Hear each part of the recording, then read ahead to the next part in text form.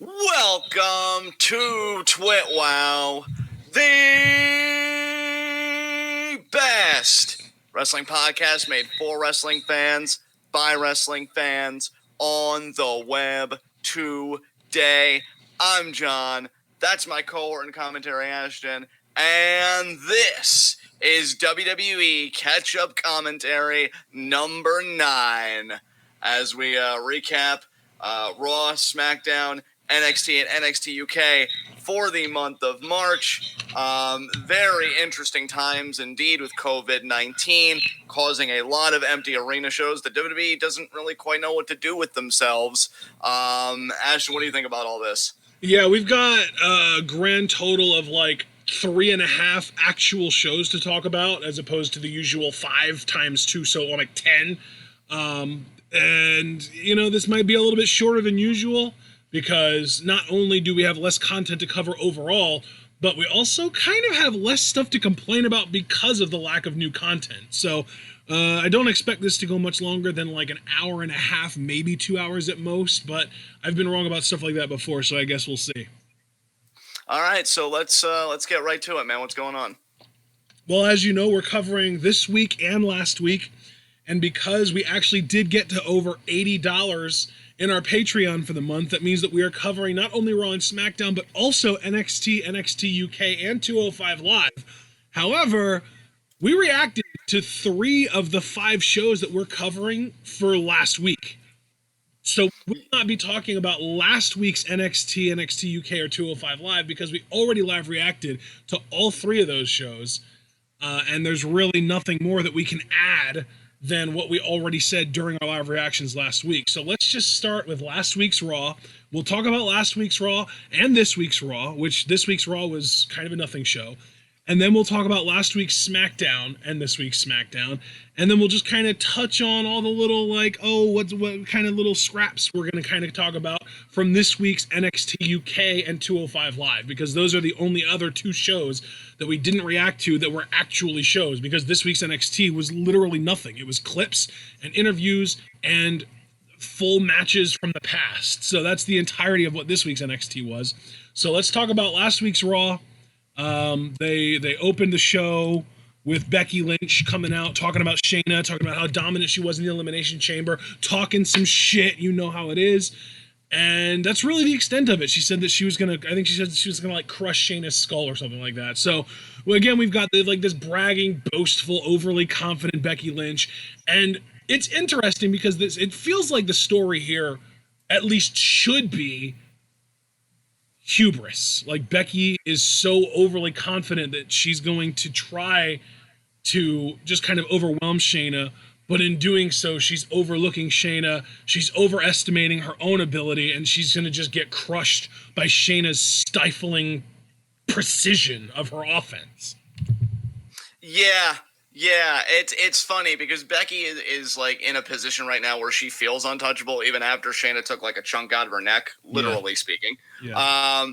I liked how, because I saw it today. Let me pull it up on No DQ because I actually quite like this. I don't know how far back I'd have to go, but I liked how Shayna has been kind of building to this show. And The Rock even praised her because it was like, you know, an empty arena is perfect because now you get to hear all the bones crack, you know, the sinews tear and like all that stuff. So pretty much talking about how she's going to utterly decimate Becky's anatomy. And I thought that was very cool. I'm trying to figure out. Okay, yeah, here we go.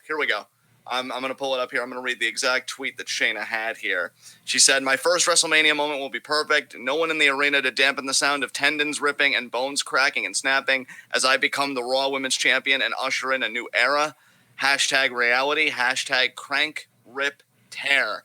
I like that. I like that Shayna's trying to be mindful of making the empty arena work to her advantage. Yeah. So, you know, I know it's not actually a promo because it wasn't a microphone in front of an empty arena, but this is probably more of a promo. No, but I'm glad though that you brought that up because that is a really good sort of plot point to add to this storyline. I appreciate that, yeah, for sure. I mean, brother, if we're really going to be technical and split hairs in these crazy times, I'd call what Shayna did more of a promo than what Becky did. I mean, they both promoted, which is what promo is showed for, but at least people could see Shayna's tweet and like engage with it. Becky was talking to an empty arena, so it's kind of weird times right now, man. Weird times. Yeah, but, good very weird, and even it made even weirder by Vince McMahon's strict never look into the camera policy. Because in situations like this, that's exactly what you would hope the performers would do, is rather than pretending there's an audience when there's none, just talk to the camera, talk to your actual audience, talk to the people watching from home. Yeah. But of course, we know Vince McMahon has a strict never look into the camera rule that only ever gets broken by people who are secure enough in their jobs that they don't give a shit, like John Cena and Randy Orton. Right.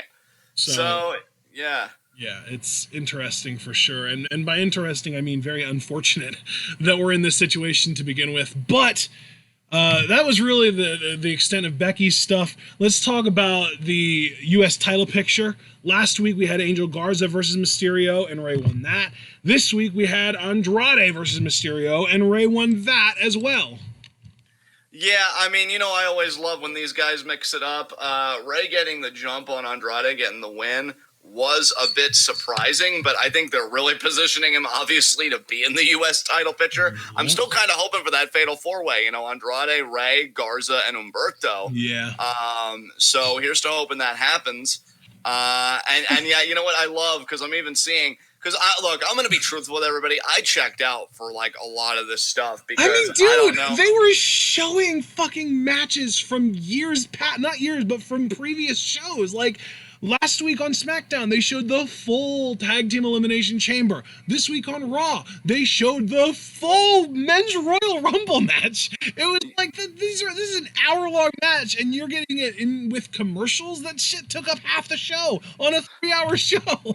And I gotta say, just watching these highlights of Rey and Andrade on WWE's YouTube channel, which is probably the only engagement I'll be giving these shows in the foreseeable future. I mean, I gotta give both guys credit, because you can see like the pace and the technique. Like, they don't care that it's an empty arena. I mean, these are guys that take pride in their craft, and I respect the hell out of them for it. And you can say everything about every worker that's shown up and done the damn thing. So I mean, I don't want to like knock the performers at all. It is not them. It's just how do you even produce when there's nobody?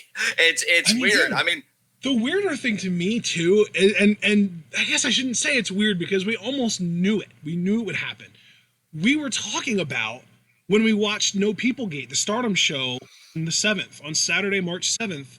We were talking about how, wow, I feel like nothing really feels worse about this. This just feels still so good. Like, this still feels like a Stardom show. This doesn't feel all that weird at all. And I was trying to be like, oh yeah, man, it's kind of crazy because they have all the girls at ringside, and that kind of provides a little bit of a crowd. But also, it's like, I think I brought up the Broadway versus Hollywood aspect that Finn Balor talked about when he first came back to NXT. On Broadway, you can have a Broadway show without an audience. You can, put on this performance, it can be recorded, and then people can watch it from home, and it's a performance. It's great. It's awesome. But if you are like, if we're talking about a movie, movies are much better experienced, if as far as in theaters go, with a crowd of people. Like, if there are jokes, a bunch of people laughing makes the movie feel more fun than it really is. If there's like crazy dramatic scenes, the crowd around you be like, oh, and like reacting to stuff makes it feel more intense than it really is. WWE kind of experiences that problem right now, where these performers are basically left out there soul to bear, because there's no sort of added energy from the crowd to make their matches feel bigger and more dynamic than they actually are. So I think that's a big reason why Andrade and Rey and Garza are the three guys that have been trusted to have these live matches in front of no crowd, because they're good enough to do that shit, Yeah, no, I'll tell you, If Andrade was in the doghouse for his recent suspension, I would let him out. I mean, he was still putting out a great effort here against Ray in front of an empty arena. Ray getting the win. That it is still one of the more exciting undercard developments, just like all these guys mixing it up. So, yeah, even just watching the highlights, good stuff from these guys. Like you said, Ray gets the win. I really got nothing else to say about it, man. Let's keep this thing rolling. And interestingly enough, too, since we were talking about Raw from March 9th, not this week's, but last week's Raw, that show did have a crowd. And that show, we also had a Drew McIntyre thing later on, which I almost have to wonder if they're going to use Drew at all without these crowds, because I feel like the amount of crowd momentum that Drew had was one of the biggest reasons that those of us at home were starting to really enjoy his work, because, like, holy shit, not only is this dude super talented and looks amazing and cuts good promos and puts on good matches, but now the crowd's really getting behind him, and now that's gone. That crowd support that we were all getting excited by is no longer there, So it's like Drew McIntyre and guys like Braun Strowman and Roman Reigns and Eric, like all of these bigger guys that you normally kind of rely on the spectacle of and the crowd oohing and eyeing and loving them and stuff like that, aren't being given opportunities to work matches. They're maybe cutting promos, like we've seen Roman cut a couple promos, but they're really kind of being hidden for the most part. It's kind of crazy, actually. Yeah, dude, it's just a really bizarre energy. And again, I don't want to come down on the talent. Like the ones that show up at the Performance Center to work and stuff, I commend them for doing it. It's just, and Vince has got to feel the same way, because the thing with Stardom was we've always been used to them working like small, cozy, intimate venues, even when they are packed. Yeah. But Vince, and I say this with the multiple layers of meaning, he's always been a guy that's big on size, right? So, like, he loves the big crowds and everything else. And the big guys and the big whatever, yeah. Exactly. And because Vince, like, fundamentally understands, as we all do, that when you're a product as big and with the kind of social influence and everything that WWE is, if you don't have a big crowd, it's almost weird, because, like, I know that it's good what we're watching. Like Ray Andrade, I know that that's good. But I think you were even kind of saying, like, how, like, when you have the big crowd, you could almost feed, like, oh, this is entertaining, or no, this sucks. And it's just, it's almost like you're in a dialogue with the live audience, but the dialogue has become a monologue and it's weird. And that's the thing, is that, like, so many people in the company are not trained to handle that situation. And it really comes down to the people who never had to work the indies and never had to work in front of, 50 people in a crowd and that kind of thing. Like, if you've never had that experience, if you are a guy like Strowman or like Roman Reigns, I guess Roman worked W to a lesser degree, but, like, if you don't really have that experience of having to work and get over to people watching from home but not being in the seats, I really don't see how you could be any good at it. Like, you don't just naturally exist being good at something that you've never done before, for the most part. So anyway, I do feel like we've gotten enough off track. Let's kind of get back to Monday Night Raw. We already talked about Garza and Mysterio, and then Andrade and Mysterio. Let's talk about the last week on Raw. Owens got beat down by Seth and company, and then we got a big match to main event Raw last week, which was originally supposed to be Aleister Black versus Seth Rollins, because earlier on in the night, Seth and Murphy knocked on his door and asked him to join them, and he said no, and they gave him the whole "you're with us or you're against us" spiel, and then they ended up having a match later on in the night, but Murphy caused a disqualification in that, and then we got a beatdown, and then the Viking Raiders and Street Profits came out for the save, and we got a big 8-man tag match, Street Profits and the Viking Raiders versus Seth, Murphy, and the AOP. Seth and company won the match, but then after the match, Kevin Owens came out to try and kind of exact some revenge. He took out AOP, but then he got curb stomped by Seth. And that was actually the closing moment of the show, was Owens getting curb stomped by Seth a second time. That was the last thing we saw on the show. Yeah. I gotta say, I've really appreciated the Seth Owens angle, even for whatever ebbs it may have suffered, either because of COVID or just writing or what have you.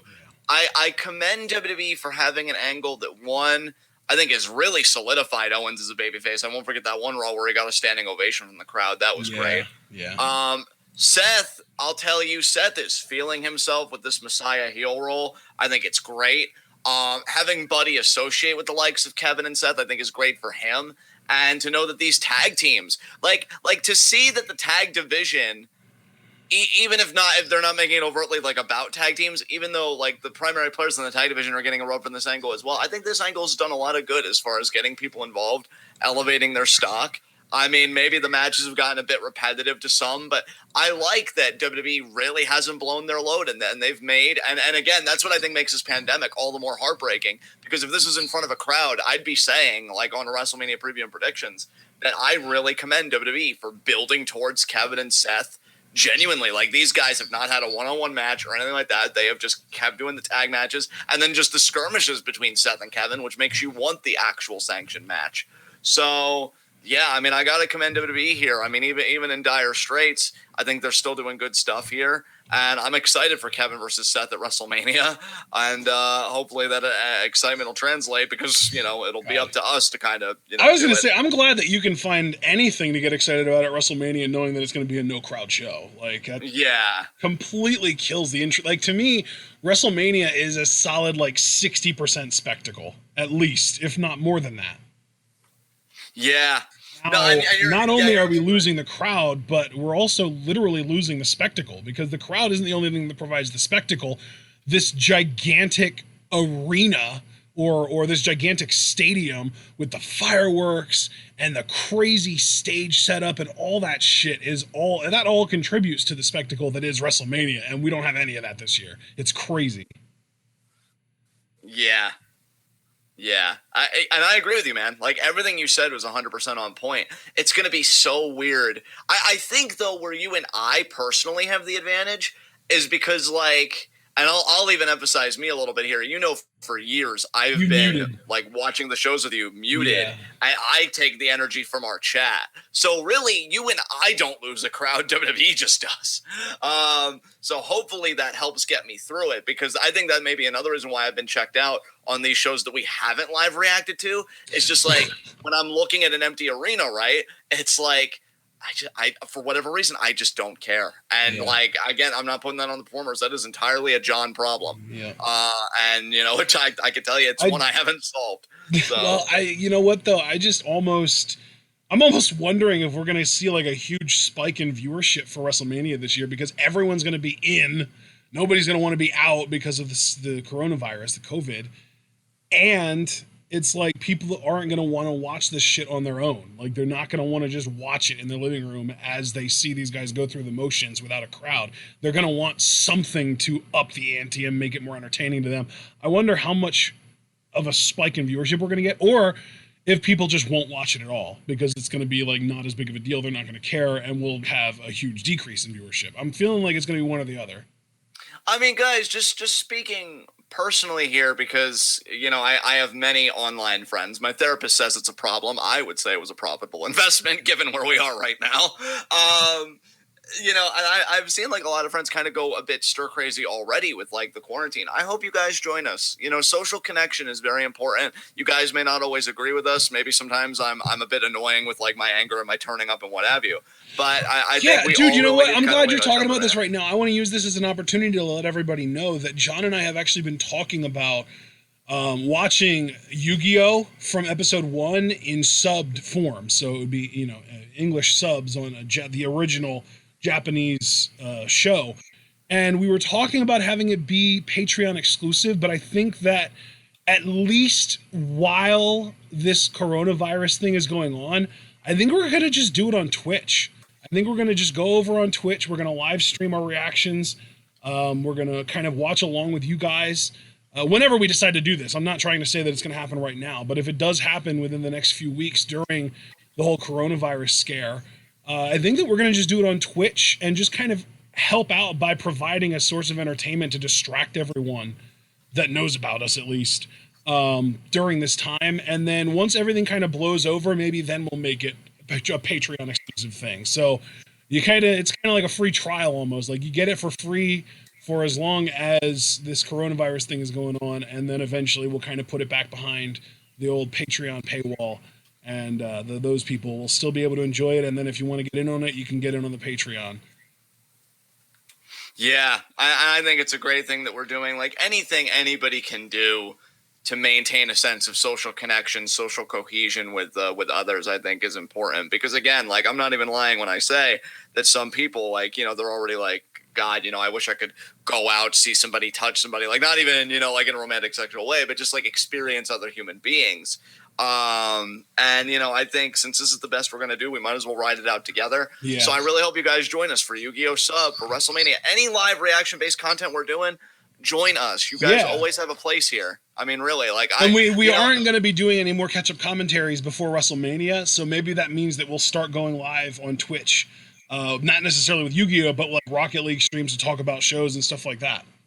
Yeah, I mean, I never really talk much unless I absolutely have to on a personal level on this channel, but I've always wanted it to be a place where you guys can, you know, just come and chill because, I mean, let's be frank, and this is especially a time to say it, the world's fucking hard. You know, if it's not a pandemic, it's climate. If it's not climate, it's capitalism. You know, the world's fucking hard out there. And I want you guys to know that here, you know, I don't want to say like, oh, it gets easier, but like at least you have people to unburden the load with. Yeah. So, yeah, I really hope you guys join us. I want you to know I'm sending all my love and my warmth to all of you guys out here, and certainly to the performers busting their asses that, you know, I don't even know how they're feeling like about having to work. I mean, really, props to Rey Mysterio. He's the only person that worked both last week and this week's Raw. I mean, what a fucking G, right? Like, goddamn. I don't know if I've ever, because I've never like hated Ray, but I really feel like this particular run, I've respected the fuck out of him because he's putting guys over. He's working empty arena shows. Like, it's good shit that he's doing right now. This might actually be one of my favorite runs of his career, simply for like, you know, just helping that next generation forward. Kind of like how I've been just been loving everything Daniel Bryan's been doing since forever because he's just putting everybody over. Yeah. Like, oh, Eric Rowan, I'll eat that pin. Give me Gulak. I've been loving the stuff with Gulak even in the empty arena. Yeah, we'll talk about the Gulak stuff later on because he did have a tag match with Gulak tonight on SmackDown. Yeah, so speaking of, though, I think we've said all we could say about this, and I did just want to send a little message to all you guys. So, yeah, what was the next thing here? Charlotte. Charlotte cut. Oh, fuck. Charlotte cut a promo saying that Rhea Ripley is this shiny new toy and the hype isn't going to last and she wants to teach her a lesson. Rhea comes out and tries to talk, but Charlotte cuts her off, so Rhea just punches her and walks away. And that's the end of that. And then on NXT, Charlotte showed up and they got into a brawl that included Charlotte delivering a big boot to Rhea while wearing heels, and it literally fucking fucked up Rhea's neck. She posted a picture of it on Instagram. So fuck you, Charlotte, yet again, continuing to injure people, being reckless as hell. And then she did the old figure 4 over the ring post on Rhea too. Oh god, how do I even? Have you seen the picture of Rhea's neck? No, I haven't. Do I want to get live reaction? Yeah. Yeah. Rhea Ripley neck. Here we go. Let me make sure that this site's muted. Oh, there it is. No, fuck you. I already muted this shit. Is this on her Instagram? Instagram.com/Rhea Ripley _WWE. I'm going to just copy the image a while. I don't think it pastes right. Yeah, it doesn't. Shit.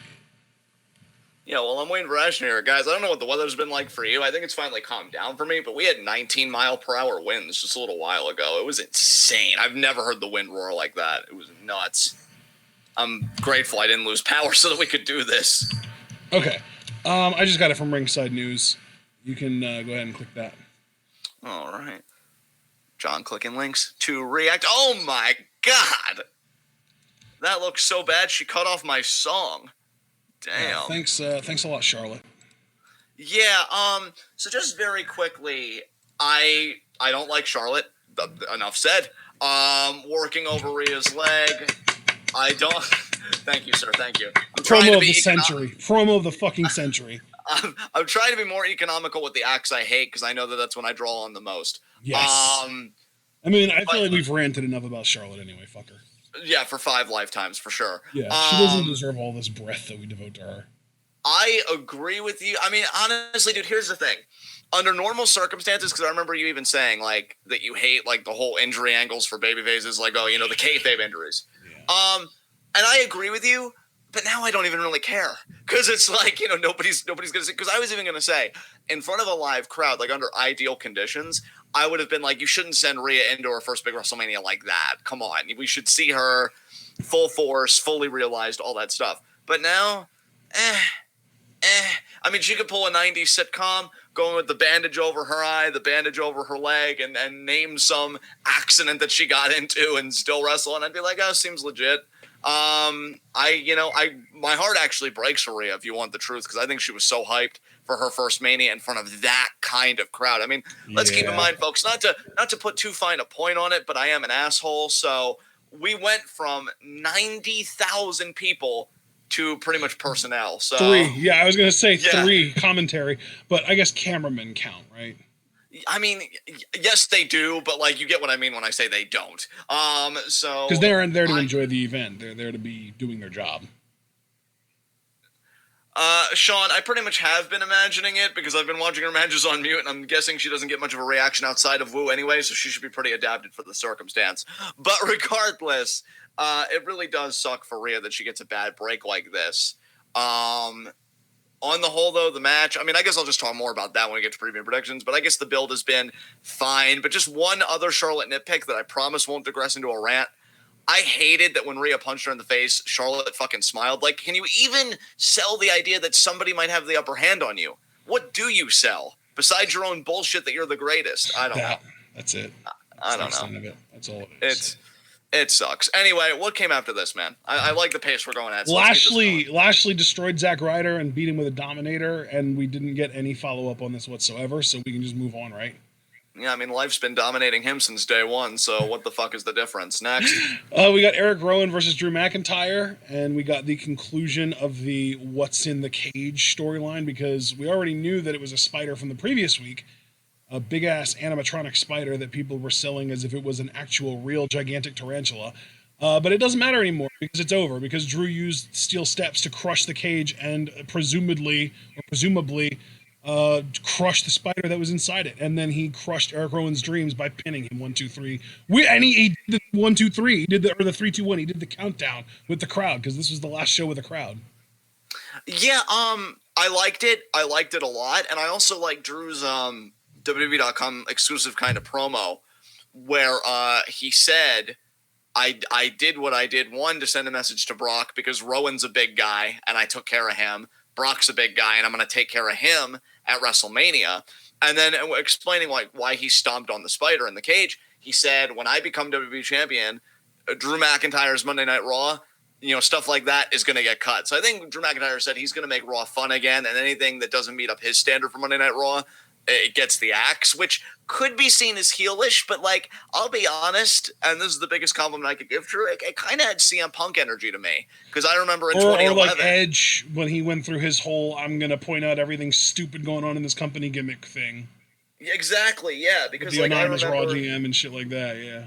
Yeah, because with CM Punk, I remember in 2011, when he was feuding with Del Rio in their lead up to Survivor Series, he said, I'm going to make the WWE Championship interesting again.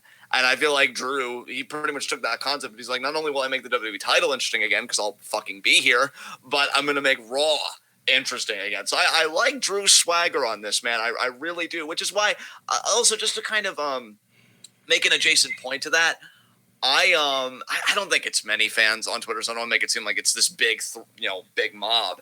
But I do see some people kind of souring on Drew's push, and I don't understand why. I feel like he's handled it excellently. I have no qualms with him being the one to beat Brock Lesnar if he does it, which we'll get more into that obviously for preview predictions. But I've said if for whatever reason Drew would fail, my next guy immediately is Kevin Owens, and not just because I love him, but I think he has been getting great crowd responses, up until there aren't any crowds anymore for the time being. Yeah. So one of those two guys, I really do think should be the one to. Speaking of crowds, though, Stardom is going to have their first show with a crowd since the cancellation of a bunch of shows. It's basically in first time in a little over a month. They're going to have a show with a crowd, and they're doing extensive testing. They're going to be taking people's temperatures. Anybody with a high temperature isn't going to be allowed in. They're really going through the steps to make sure that it is a safe crowd, and I absolutely love them for that. I can't wait, man. I can't wait for the fucking Cinderella tournament. I need my fix. I need my Stardom fix. Yeah, dude, it's going to be great. And that's where it is kind of difficult for WWE because, again, this is if there's any advantage to being a smaller venue, because I know like you're not going to make as much money as like the big venues or whatever, but like you can probably resume business normally a lot quicker, and we're seeing it here than the large venues because what kind of a protocol do you even have? Yeah. When you are an arena that seats like thousands and thousands of people. So it's a tough break for WWE right now, but they just got to get through it. But the crazy thing is, I don't know how long they're going to have to get through it because I think our response, and I think it is important to talk about because this all does tie back to wrestling, just like it would any business. I feel like our response to this has been absolutely horrible on a national level. So I feel like the more horrible the response, the more prolonged that this kind of business is going to have to be conducted by WWE, and it's rough for them, and it's rough for the talent. Like, I feel like Drew, this being his first big world title matchup, which is crazy. I wanted the crowd to be there. How many times did I tell you, dude, that I wanted the 3-2-1 countdown with the 90,000 people? And I thought it would be a great moment. Definitely not going to happen. And now that's not freaking happening. But yeah, they're just, there's going to be a 2-night event now, which way to learn from Wrestle Kingdom. And I actually mean that in a positive way. That's another good thing. And I wish they would have done it with the live crowd because we probably would have enjoyed it even more, but I digress. Yeah. But yeah, Drew and Brock, I mean, God.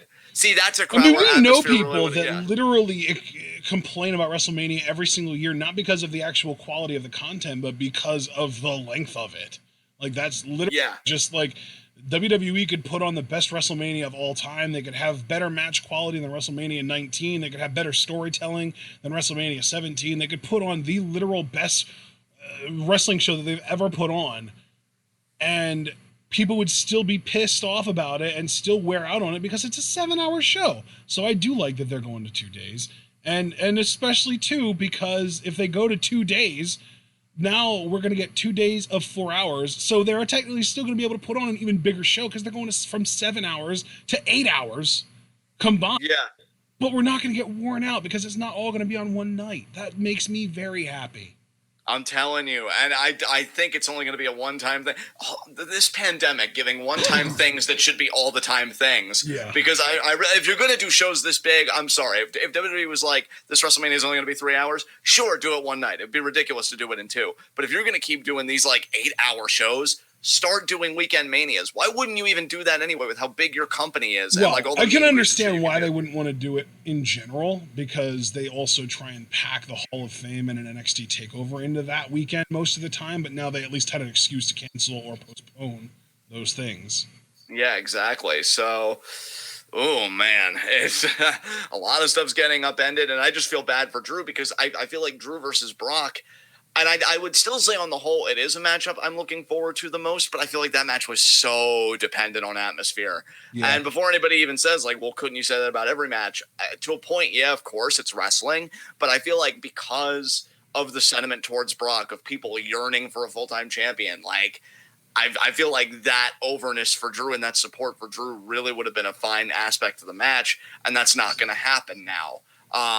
So it sucks. But as far as Drew versus Rowan, to bring it all the way full circle, solid matchup. I think they found a good spot for Rowan to be the legitimizer for the upper mid-card talent transitioning to the main event level. And I don't want to call him a gatekeeper because that would associate him with Ishii, and he fucking wishes. But, it's a good spot for him, no doubt. So unless you have anything you want to say, I'm good on this. We can move on. Jobber to the stars. Who is this now? Rowan? Oh, yeah. Oh, okay. That was your sentiment. Yeah, I agree. Jobber to the stars. Absolutely. All right. So then we got Kabuki Warriors. And I don't know about you, but I thought that their promo last week was fucking amazing. Oh, I fucking loved it, dude. I mean, a little shrill at points, but still amazing nonetheless. And dude, you even have to overlook the shrillness to a point because they're heels. They know that even talking in a foreign language probably grates on people. And then when you do it at a volume like that, like Kyrie, yeah. And even with the shrillness, like, I love Kyrie. When I didn't get annoyed with her once, even with the shrillness, I'm like, no, you let your pain out. You've been through so much. You earned this time. Yeah. God, I love her too, though. She's so sweet. She is, man. I hope that she's staying safe during this whole time because, we even kind of talked about that a little bit. And my thoughts are definitely with her right now. I mean, she's still tweeting. That's the good news. But, it just sucks, man. But, yeah, this promo was great.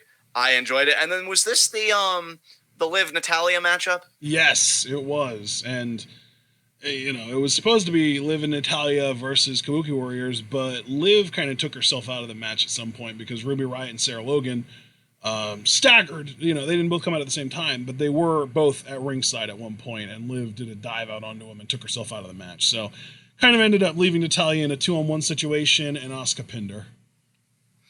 Yeah, like the build to the Riot Squad triple threat. I don't know if that's happening now. What's happening now? I don't know. Yeah, dude, nobody knows what's happening at all. Yeah, it's okay. Even Vince is just like, what the fuck do I do, goddammit? Yeah, he probably, he wants to strangle every person that probably ever sneezed ever right now. Yeah. I told you, motherfuckers! I told you, damn it! Oh, God. I just think about every Angry Vince promo I ever saw as a kid where he'd get beat right in the face and screaming and, just maniacal. And that's probably how he wants to turn up on the coronavirus right now. Oh, God. But yeah, solid tag matchup. Love Kabuki Warriors. Dude, I don't even know what to say anymore about them, though, because it's very clear to me that their title reign, the end is near. Yeah. And I've been wanting. Do you think Bliss Cross are going to be the ones to take them from them? Oh my God, yeah. Which I'll give WWE credit on this too. I mean, whether people want to hear it or not, in a way, I think Bliss Cross are a good team to have it in. If you're not going to actually give a shit about your division and load them with talent, really talented teams that are actually teams, Bliss Cross is fine. I mean, Kabuki Warriors did beat them by cheating to win the titles, and I don't even know if they ever got a proper rematch for them. So this kind of long form story where they've just been waiting for their turn.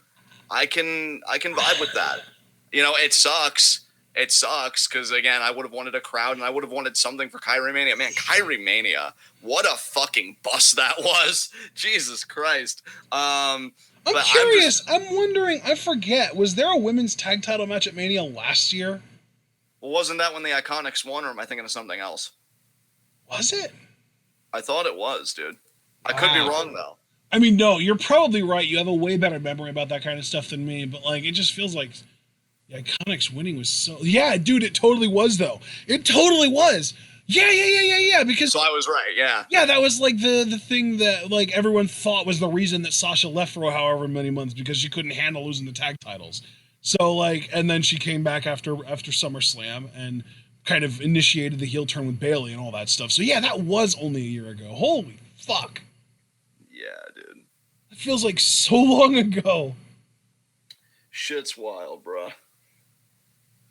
Oh, man. But yeah, I miss the Iconics, too. Again, I was going to say that. As soon as you said, oh, yeah, absolutely. In regards to Bliss Cross winning the tag titles, I was like, oh, I don't want it, but give me the Iconics at least, please.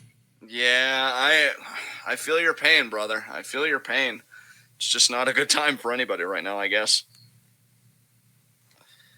So what came after this?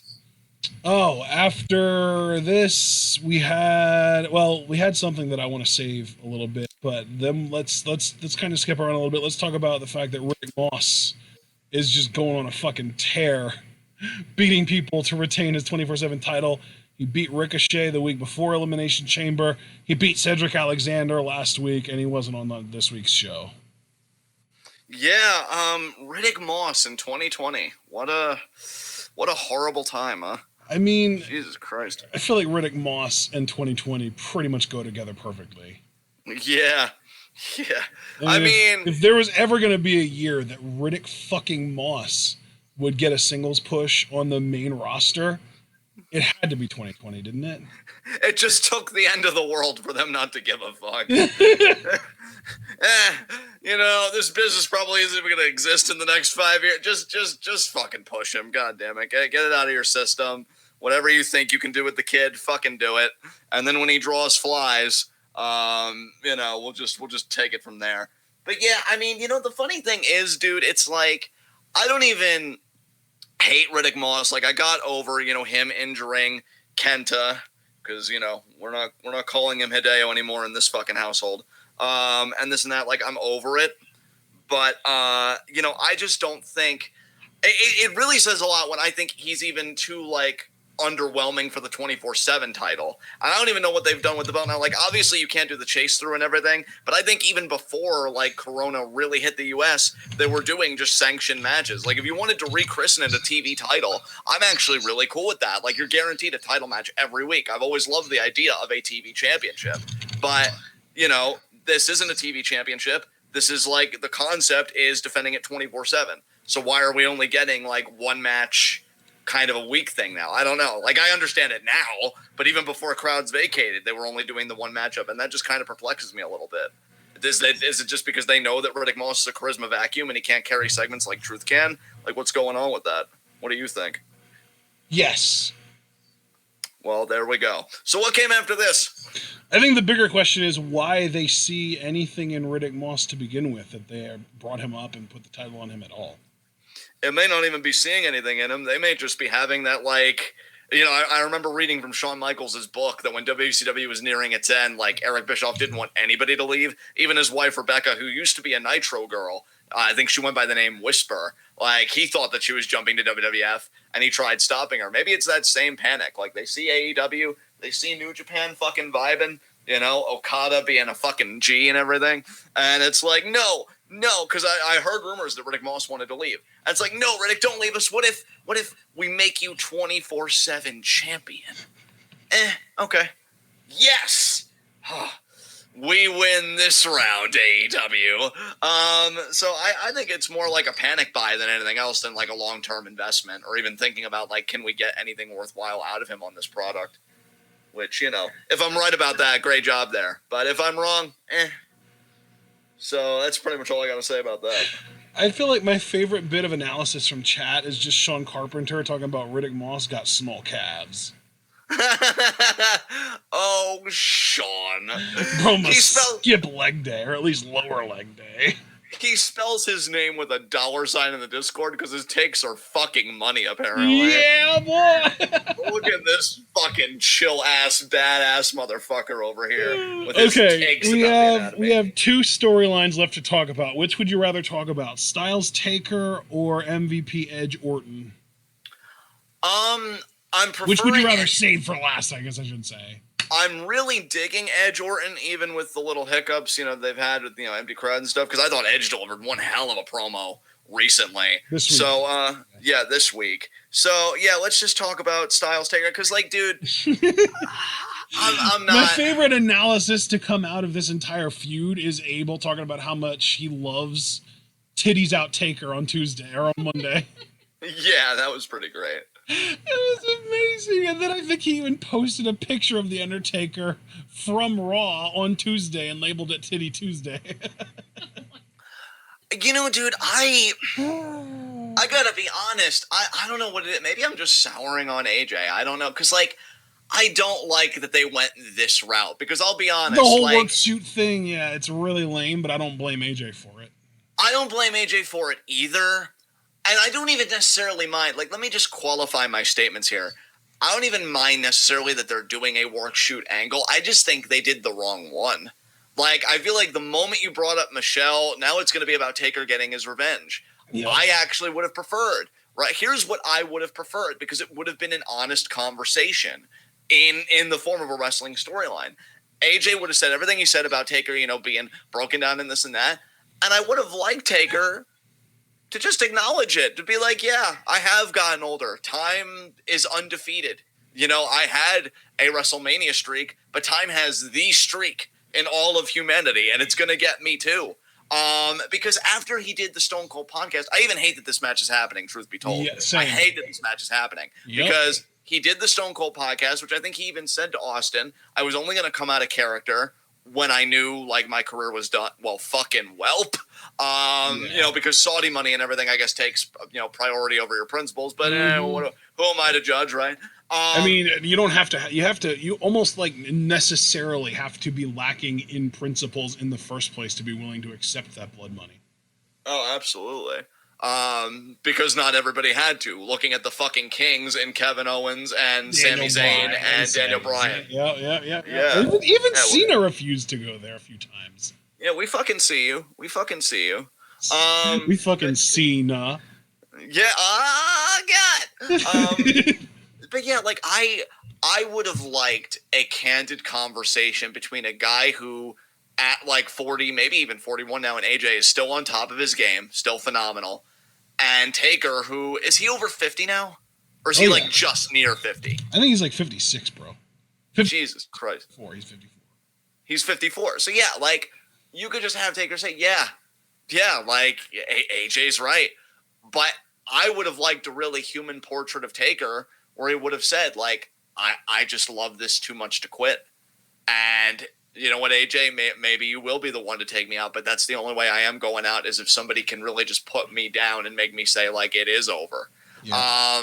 But they really, like, I wish, I agree with you on the front that I feel like AJ, quote unquote, spilling the beans and talking about Michelle McCool as the Undertaker's wife was one of the dumbest lines I've ever heard watching WWE in my life. Like, fucking everybody knows. And you know who doesn't know is people who don't know who the fuck Michelle McCool is at all anyway. Like, nobody that knows who she is doesn't know that she's married to Taker. And at the risk of sounding like a complete annoying nerd, I actually find attributing Michelle McCool to be the reason that Taker even still competes to be really insulting to his legacy, like in character. This guy has been doing this for decades. He has a deep history with this business that goes far beyond their marriage, right? And he even said, like, Vince... And I would have even, you want to do a work shoot, you could have even said, because I know Taker has said this in interviews, Vince gave me a shot when nobody else did. And if WCW was going to beat us, I was going to go down with the ship. And Taker could even say that. Maybe it would even sound a bit like egotistical, but I think he's earned it after the years he's put in. Even if you don't want to say that he like loves it too much to quit, because maybe that runs contrary to Taker's character. He says, when I leave, what becomes of the soul of WWE? If I leave, what if the ship sinks? Like, I feel like I have to stay here because I don't know if I can trust the next generation. And then AJ, who, granted, you could have had a better representative because he is in his 40s, but he could have been like, well, I'm the soul now. Because at least that would make sense, him being older. I'm the soul now. I'm the conscience that you used to be. I'm going to push you out of here. I feel like they could have also told that story with the Roman matchup, and they probably should have. Again, this match shouldn't be happening. I just want to make that perfully clear. But if you're going to try and make it work, like, I'm just saying, there are better narrative mechanisms you could have used than I wouldn't have gone that way. To me, I think that they should have just straight up had AJ. And you know what? I can even accept him saying, you know, The Undertaker isn't this mythical superstar. The Undertaker is just an old, beaten down man named Mark Calloway. I would have accepted that if they would have fucking run with it. If they would have had Taker come out on Monday this week, grab a mic, say AJ, or should I say Alan? You call me by my real name, you're getting the real man. This is Mark Calloway, and I want to kick your ass. And I wanted an unsanctioned fight between these guys. And you could come out under their fucking real names on the fucking title card. You know, like AJ comes out and it says Alan Jones, and then Undertaker comes out, and on the little title card it says Mark Calloway. And we know who they are because we've been seeing them perform for years now. But it's AJ Styles versus The Undertaker, but in the most personal possible way, in a way that portrays it as a real fight between two men that just don't like each other. Yeah, exactly. I completely agree with everything. Like, if you're gonna do a worked shoot, go all the way with it. Don't half-ass. Like, I feel like that's why I wanted to save Edge and Orton for last, because even if they haven't done like everything great, because I didn't really care for the you know, the RKOs that Edge did and stuff like that, like with MVP and stuff. But, like, they've kept it on a very personal level that, like, has kept me engaged. I've never once groaned or rolled my eyes. And, you know, and I feel like they're just kind of tickling work shoot territory without diving into it. Right. And especially because the work shoot territory that they do kind of touch on, like their history, is very believable because they're telling the truth. I mean, that we know, because we know Rated RKO was a thing. I could believe them having the bond that they have because I know Orton's loved, like, working with Christian, has spoken highly of him, so it wouldn't surprise me if him and Edge also had a great relationship, right? Just tangential to that. Yeah. So, like, all of it works. But for Michelle McCool to be mentioned out of nowhere, when I think her last appearance was, like, the fucking Women's Rumble, like, I don't care. I'm not invested in her, which makes me, like, want to kind of segue. Kudos to freaking Beth, man.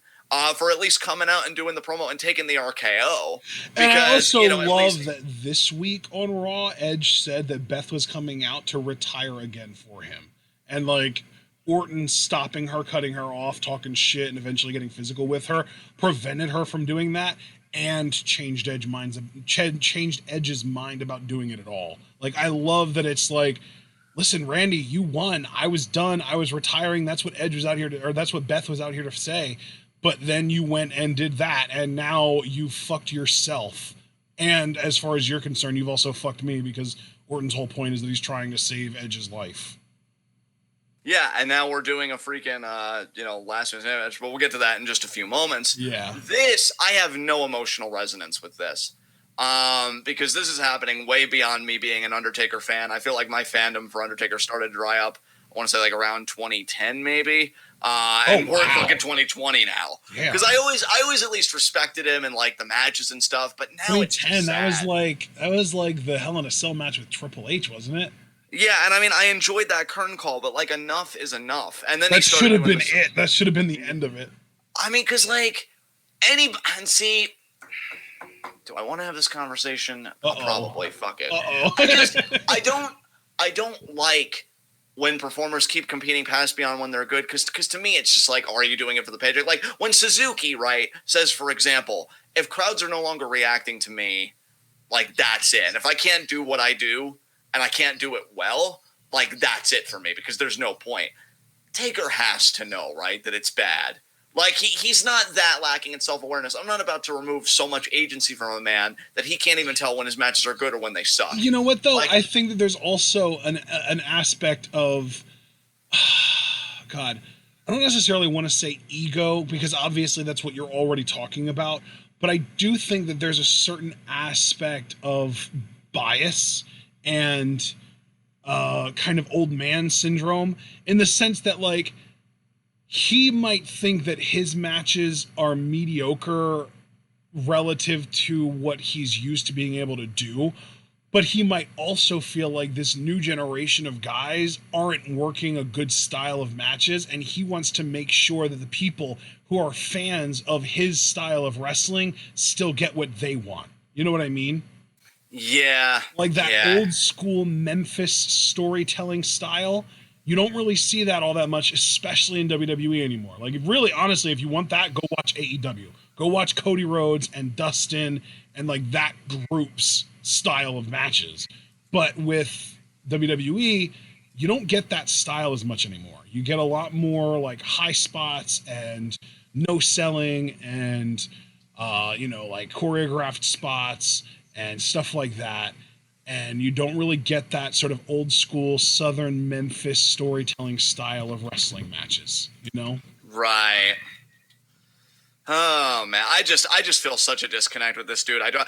And then again, like, just to kind of tack this on, since we're just talking about the storyline in general, I hated the contract signing, and not even because like the empty arena or what. Like, even Carl Anderson and Luke Gallows, like, putting the contract in the ring, fine. But Taker used his powers again to get behind them and get the advantage. And the beatdown, and I will kind of blame a lack of crowd for this, came off a bit awkward to me. But, like, I would just like, if we're going to do this match, leave the fucking powers home. AJ's already laid the gauntlet down. Like you just said, be human. Even if you want to do American Badass, I don't care. But, like, this isn't going to work anymore because AJ just blew your spot the fuck up. Like, how do you even go and wear the hat, the trench coat, and the smoke? How do you even do all that when somebody said what AJ said to you? So I'm hoping he leaves it home, but I'm kind of doubtful because he even used the powers, again, for that contract signing very recently. So I don't like this. This match shouldn't exist. I honestly, and again, I hate the downward spiral that AJ seems to be on. This is probably my least anticipated match for WrestleMania right now. I just do not care one iota about it at all. So the sooner we get through it, the better, I guess. Yeah. So then I guess we already kind of touched on it, but let's just finish up talking about Edge and Orton. Last week, we had MVP coming out and start talking about Edge and how he wants to kind of guide Edge back in the right direction. Edge came to the arena. He came down to the ring, completely ignored MVP, started calling for Orton to come down. MVP disrespected him. He talked about Beth Phoenix, Edge speared him. Orton came out to try and beat him down. Edge got the upper hand, RKO'd Orton onto a chair, and then Orton escaped, and we got Edge kind of finishing the beatdown on MVP, including multiple concertos. Yeah. This was good stuff. Except for the RKOs. I didn't really care for those too much, but I liked Edge's anger and everything else, and the concertos were nice, looking right at Randy. So yeah, it was all good stuff. Again, save for those RKOs. I'm just really looking forward to this feud, man. Orton trying to get the jump on Edge clearly didn't work, and he seemed concerned watching Edge with the concertos and everything. Oh, yeah, and that's right. I'm glad Foster pointed it out, because before Edge came out, MVP was actually talking about how he was going to start kind of managing people. He was going to introduce, people that would become a part of sort of his stable in a sense, and Edge cut him off of that. So Edge kind of still keeping that heel heat a little bit in some degree. Yeah, that's a good point for sure. So but that's it for last week's Raw. This week's Raw, the only other big thing, this week's Raw was really limited. Like, we got the opening was Edge coming in and cutting his promo, and I already kind of talked about that, where he talks about how his wife was coming down to retire for him again, and that, Orton kind of ruined that, and now he challenged him to a last man standing match. So we got all that. We already talked about that. But to just kind of continue along this week's Raw, the next thing that they showed after that was the fucking Royal Rumble. Like, the entire thing. They literally showed the entire men's Royal Rumble match from January in this year. And then after that, we got right into the contract signing with Taker. So we already talked about that. And then we got Andrade versus Mysterio, which we already talked about. And then we got Becky in the ring, talking about, Shayna bullied her way to the top of NXT, and she knows that as long as she's the champ, Baszler knows that her whole existence is a lie, and Becky is the prey that killed her predator, and she wants Shayna to think about what it's going to be like when she loses to Becky, and reality's going to hit her like a truck at WrestleMania, and then we see Shayna watching backstage, and that's about the extent of that. So that's like, again, it really feels like they are setting up this perfect storyline for Becky to lose to Shayna, but I just have this nagging feeling that Becky's still going to retain. Yeah, I can understand why, man. It's really up in the air to me right now. We'll just have to wait and see. But what came after that? Like, what else is there for us to actually talk about? Well, Kevin Owens cut a really good promo on Rollins on this week's episode of Raw, where he talked about how he had the home field advantage at WrestleMania. Yeah, dude, KO is so fucking good on the mic. I really do think he's like one of the best promos in the company, and I think I'd say even more so as a face, because I think I've just gotten so used to his heel material. It's nice to hear him speak from a babyface vantage point. Yeah, and I just think he did a great job hyping up this match with Rollins, which again, like, I wish they had a crowd, because I feel like this has been a really good storyline for Raw. And I want to see Kevin back in the title picture. Like, God. See, I'll be excited for WWE to get back to business, because I had dreams, man. I wanted Kevin to get back in the title picture this year. I wanted Andrade to win Money in the Bank, even though that was probably a long shot. Yeah, it's just a lot's been upended. But Kevin just trying his little heart out. Great fucking promo, though. So, yeah, I can't really complain about that. And then we got the goddamn Stone Cold Steve Austin segment, which was honestly one of the worst, most embarrassing segments I've ever seen in WWE that didn't involve, like, something intentionally embarrassing. Like, this wasn't supposed to be embarrassing. Like, this wasn't a fucking hand coming out of Mae Young from what was supposed to be her vagina. This wasn't a fucking anonymous Raw general manager. It wasn't designed to be cringe or embarrassing, but it so fucking was still. And the thing is, I wasn't even embarrassed by Byron Saxton. To me, Byron Saxton made the segment better. I was embarrassed for Stone Cold himself. Yeah, man. Like, not even to say that Austin's a bad promo, but you can see, like, how his really excellent promos are just so contingent on crowd interaction and crowd control. Because I even saw some Austin promos today, incidentally, because one way I've been coping with Corona, if you will, hashtag coping with Corona, is just, watching old wrestling matches, particularly Benoit matches and stuff. And, I saw Austin's promo telling Triple H it was going to be a triple threat at WrestleMania 20. And, like, just the way he like, takes that pause for every what chant and stuff like that, like, that's Austin at his best. Yep. And you don't get that here because he's talking to himself. So it would be like him saying, I absolutely loved Byron's to hell yes. I thought that was amazing. But then the rating of all of the little aspects that Austin was trying to decree for 316 Day was kind of lame to me. Although, I will say, I did love that he gave a 5 to the pro-cursing stance. That was hilarious to me. Yeah, I will say, because I know people might be a bit divided on that, I liked it, if for no other reason, because Byron seems cued into the age that we're in. Yeah. And, like, I've seen people use that as, like, meme responses and stuff like that. Like, somebody's reply, like, oh, I give this reply a 9. So I think that's just Byron being ahead of the curve, honestly. Yeah, so I gotta, yeah.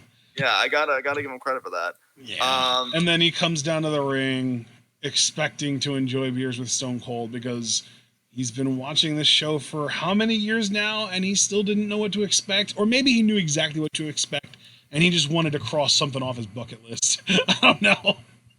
Yeah, I guess so. I mean, the stunner with Byron was fine. I wish Byron didn't get kicked in the nuts. Yeah, that was brutal. I feel so bad for him. And even Austin tweeted about it. He said something about how he's got to get his foot looked at because apparently he hurt his foot doing it. Oh, wow. Yeah. It's really sad that Becky Lynch had a better stunner than Stone Cold Steve Austin in this segment. Yeah. Ooh.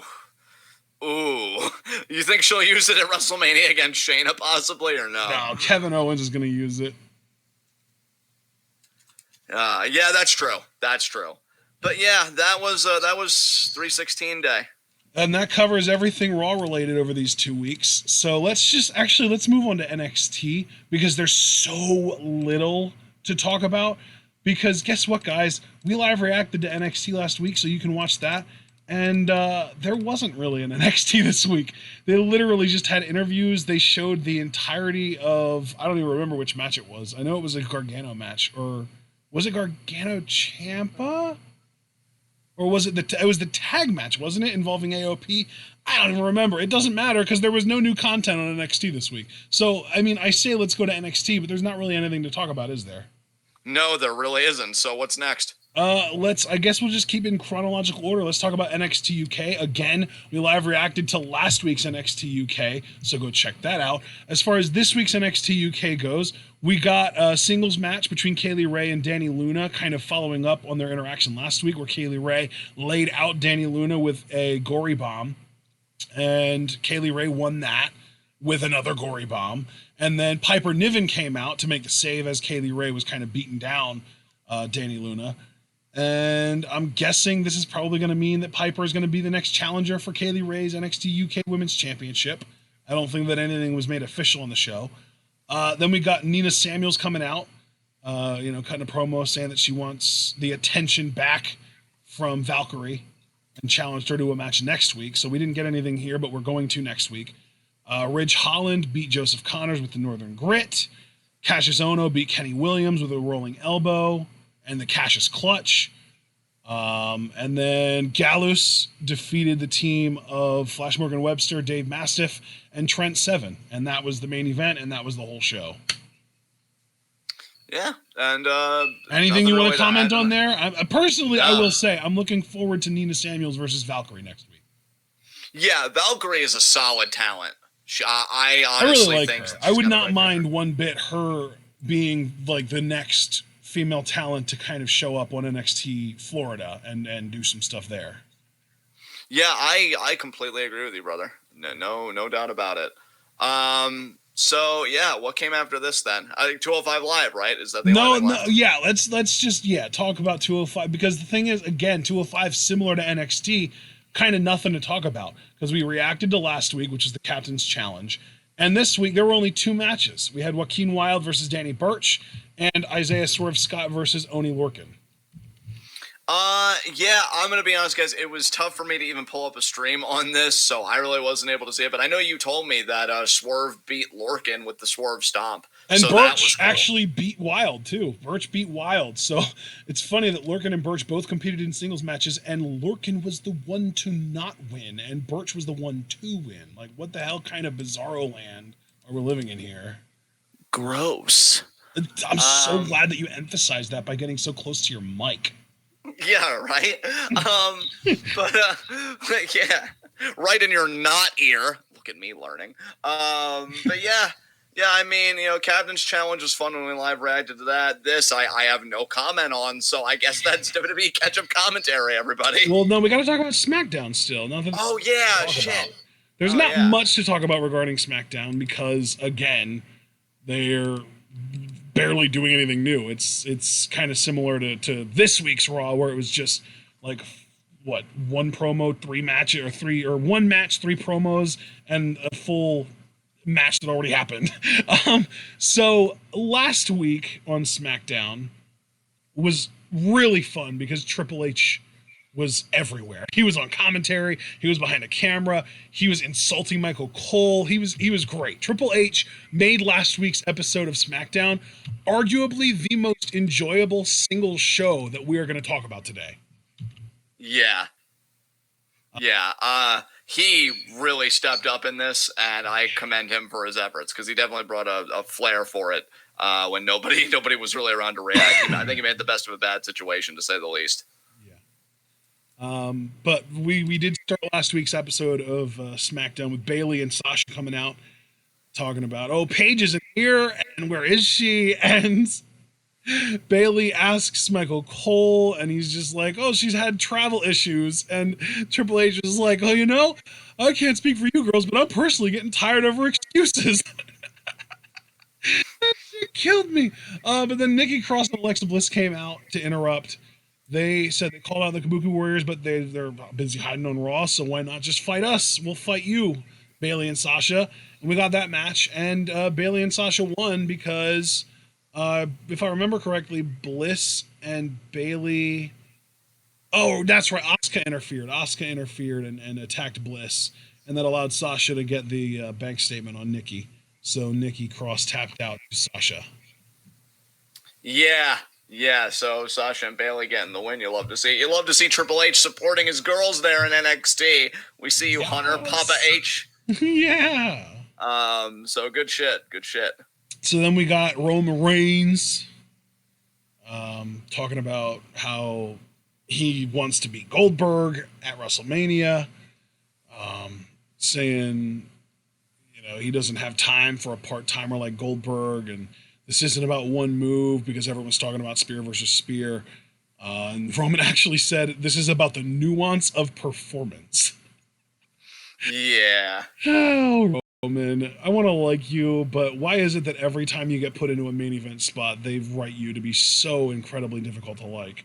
I just want him to be relaxed. Like, I feel like that was what's been so fun about his run this year is he's just been like having a good time. Like not to get morbid. Bring back chill ass Usos, Roman, please. Yeah, like really, because like not to get morbid, but I feel like what I really liked about that Roman was that the dude was just grateful. To be alive for one, and to be back doing what he loves. Like, just let Roman be himself. Be honest. Like, I survived fucking cancer, fam. I want to have a good time, and like. Yeah, I want to have a good time with Roman too. I've genuinely been liking Roman this year. I don't want to like go on a Roman rant or anything like that because he's not the problem. Like, just let the dude be himself. Christ, because you know what I think the problem is? I think they try too hard to make him sound like a top guy, which seems like a weird statement to make. But you talk about that. You know what though? I don't think it's that they want him to sound like any top guy. They want him to sound like John Cena. It's that simple. Yeah. But he's not, though, and that's the problem. Like they're not adjusting to him at all. Imagine if they had that mindset with Stone Cold of like, we need you to be more like Hulk Hogan. It never would have worked. Or the next person to be like, we need you to drink beers and be more like Austin, or like have some of his mannerisms. I think the beauty of being a top performer for each generation is that there's something uniquely you that kind of represents the era you're a part of. Yeah. And I think what makes Roman so endearing is at a time when we're all losing our shit, it was nice to just have a cool, laid back, chill guy that reminds us that life's supposed to be fun. Like, I enjoyed that. But then when you try and make him sound produced, it's about the nuance of performance. Like, I understand that. And I know you understand that because you fucking do it. Who talks like that, though? Exactly, though. Who talks like that? Like, I could understand if you were giving a seminar on pro wrestling, and you can see here that at the end of the day, my thesis shows that it's about the nuance of performance. But, like, all due respect to Roman. What are we going to get? What time is it? It's Roman Reigns time. That's what I want. Come on.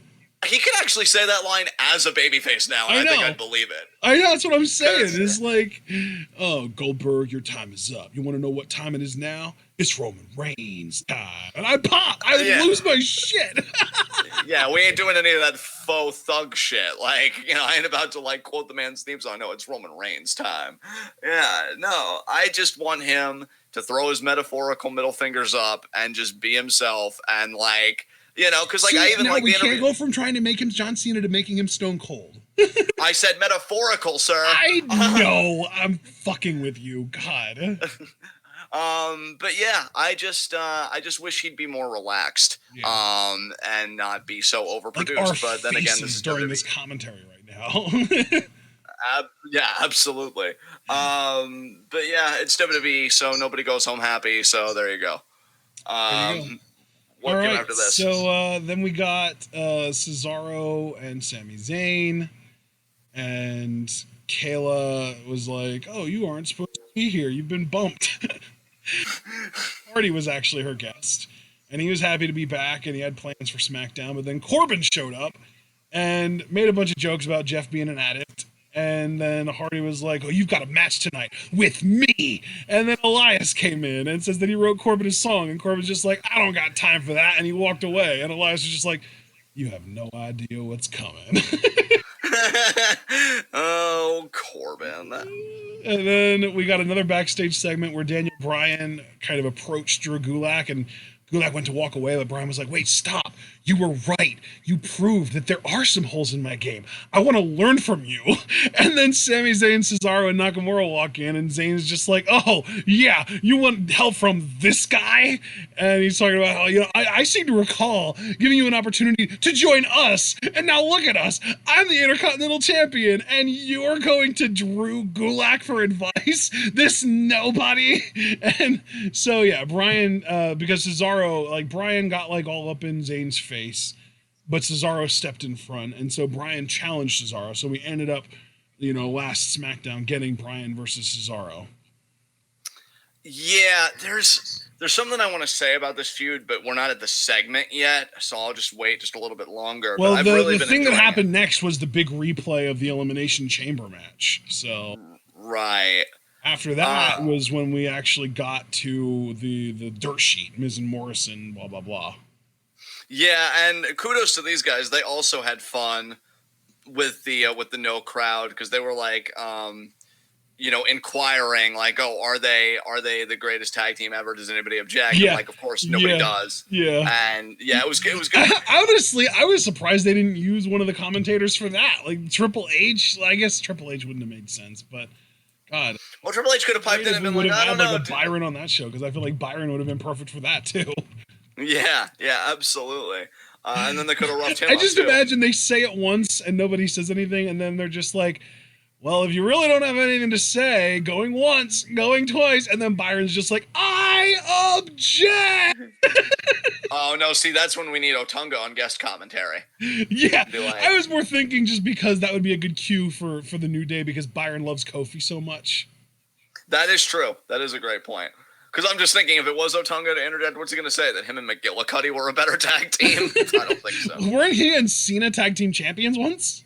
Yeah. I think for like a millisecond. I mean, that he would have claim with that. Come on. Yeah.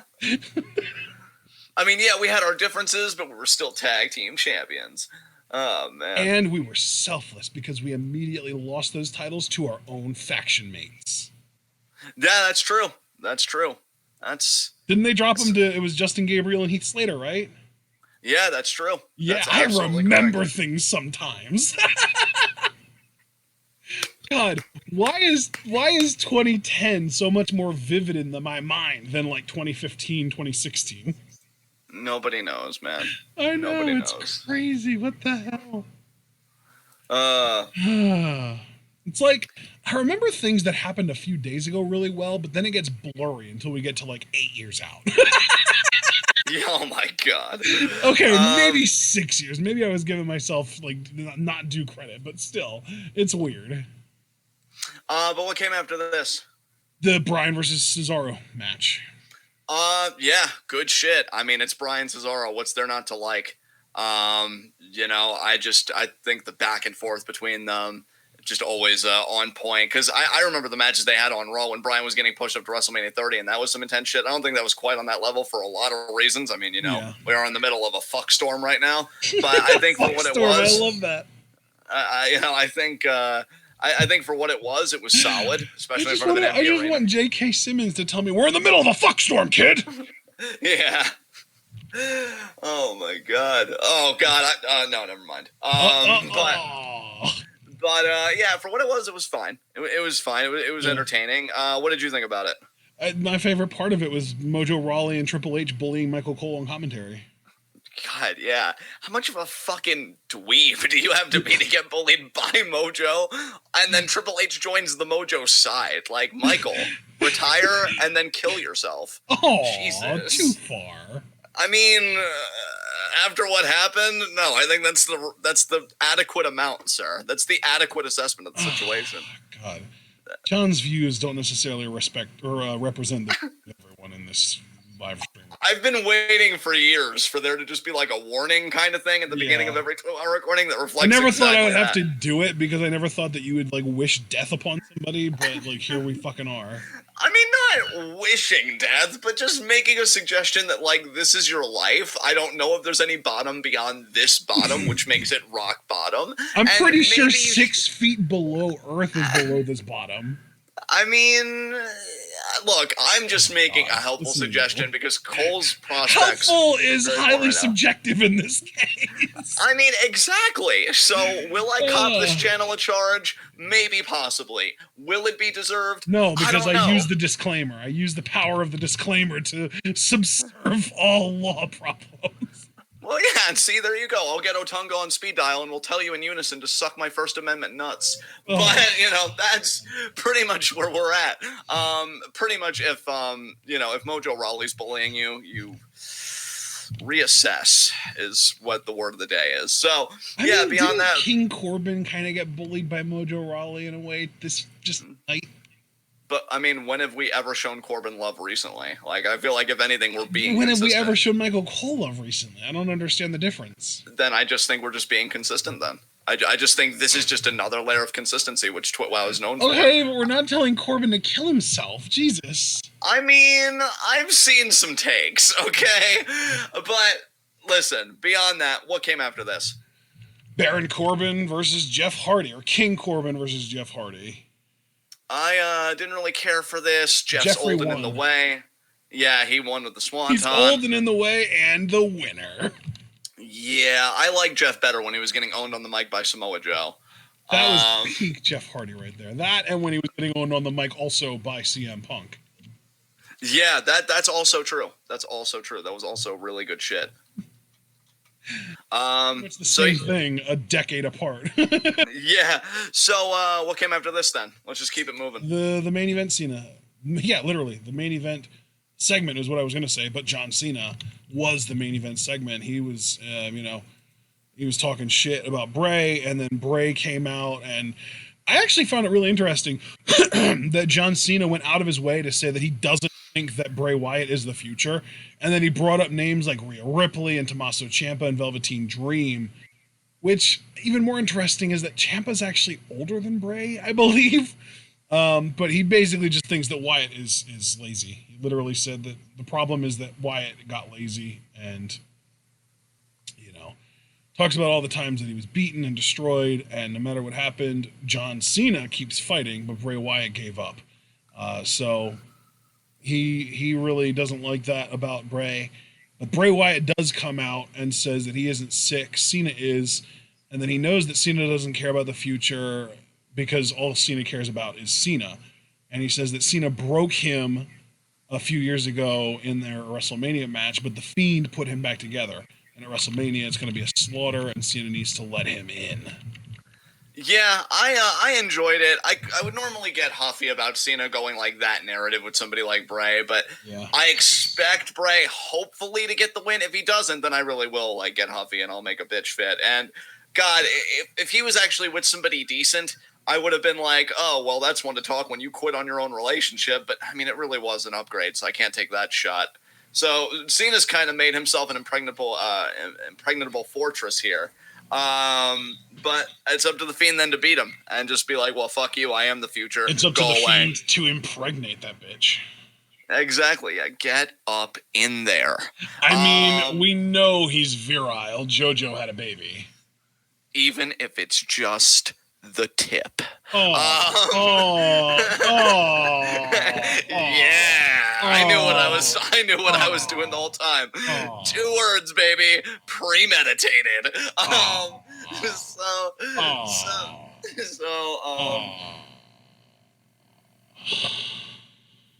I feel like if I didn't stop talking, we're just gonna keep doing it until you got it out. So we good? We're good. All right. So this is a solid promo, solid exchange between the two. I'm looking forward to the matchup.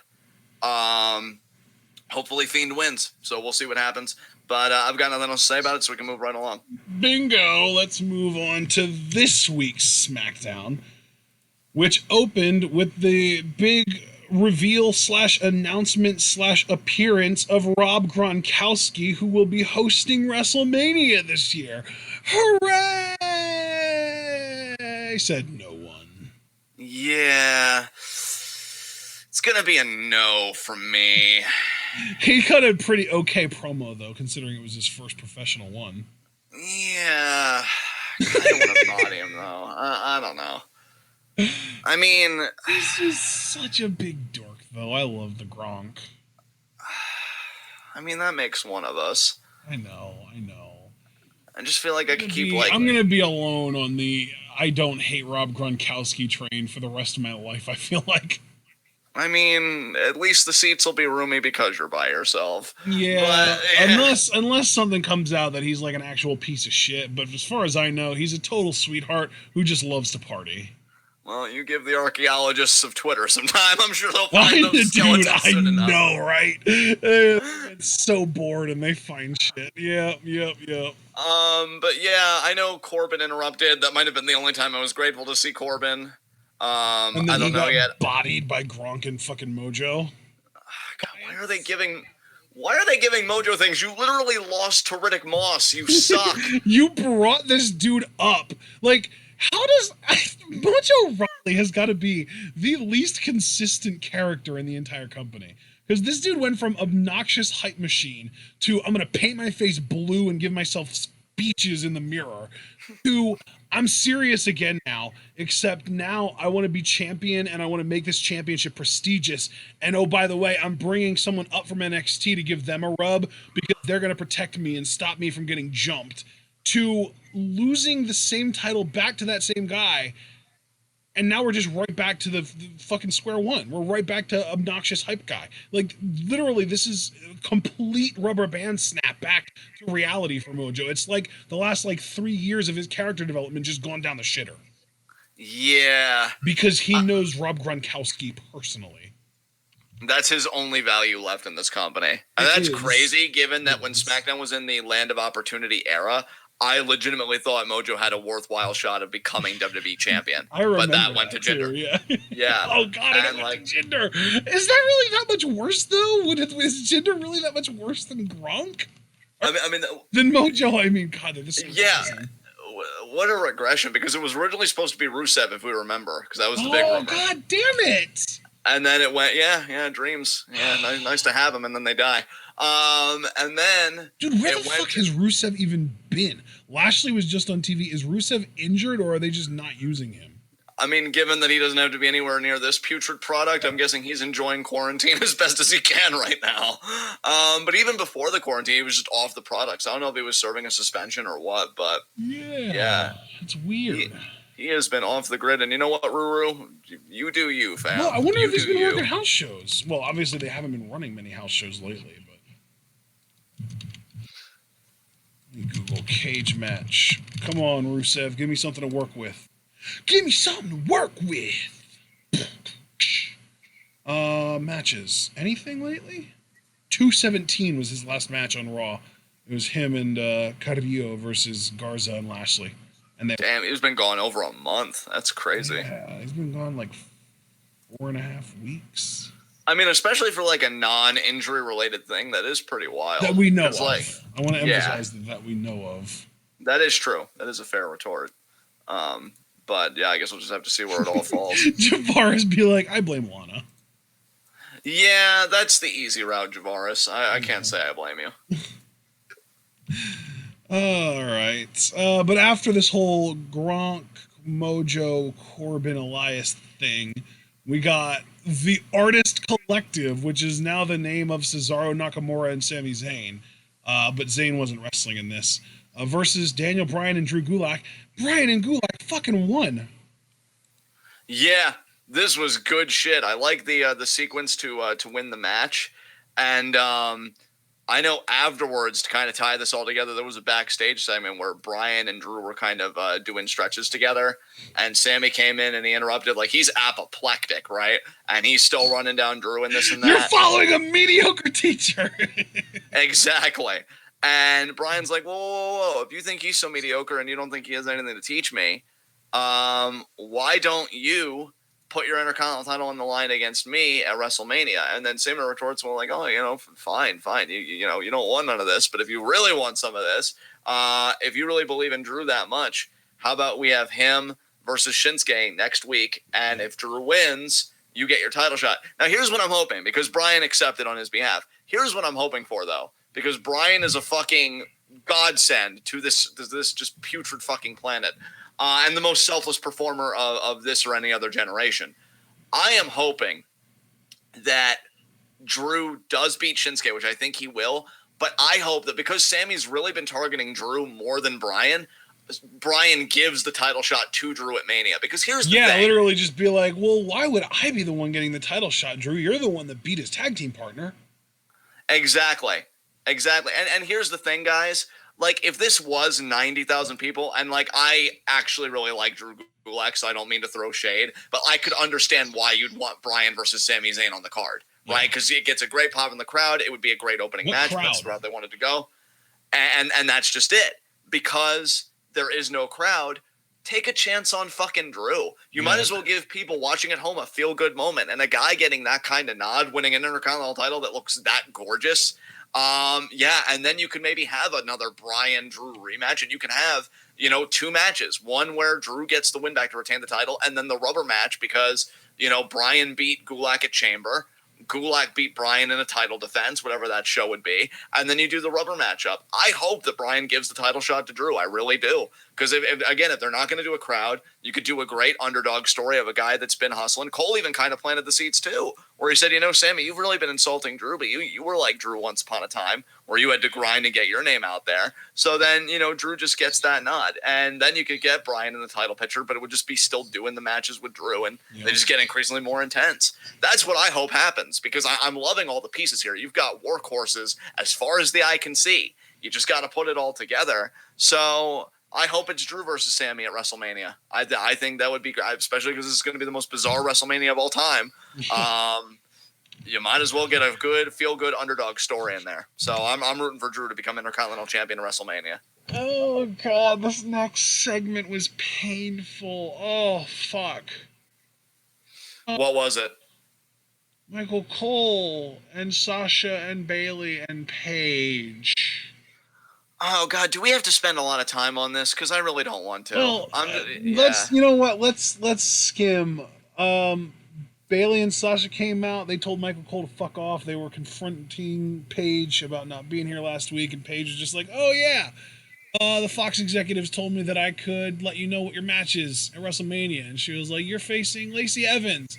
And Bayley was like, oh, I've already beaten her. Do you not watch the product? And then she was like, and Dana Brooke. And she was like, oh, God, Dana Brooke, are you kidding me? What, are you going to put me against Tamina, too? And she was like, yeah, and Tamina, too. And then she was like, and Naomi and Sasha. Yeah. God, Sasha's I hate getting everything. her shot, and her reaction to Paige saying it was so good. Because she was the one that was outraged. She was the one that was like, how dare you treat her like this? She was the one that called Paige a bitch.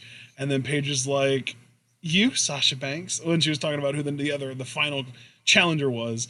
And Sasha's reaction was amazing. She went from outrage to trying so hard to hold back a smile. She glanced over at the title, and as Bayley left, she was smiling. I fucking love this woman. Yeah, she's so good. She's so good. I adore Sasha. I don't adore Paige. The whole thing was a drag. And honestly, I could complain, why are we doing a six-pack? But again, it's an empty arena. Nobody cares. I really just want to know why they brought Paige back to do this in the first place. Like, do Paige and Bayley have any history that would make sense from a kayfabe perspective as to why Paige doesn't like her? No, none at all. So. No, they have no history whatsoever. Bayley, I feel like, wasn't even called up to the main roster until Paige had started her fucking tail spiral or downward spiral, or however you want to put it, of like suspensions and shit that eventually led to her retirement. So like, Bayley and Paige have no history. Why Paige? What exactly is the reason as to why Paige, of all people, was the one to announce this?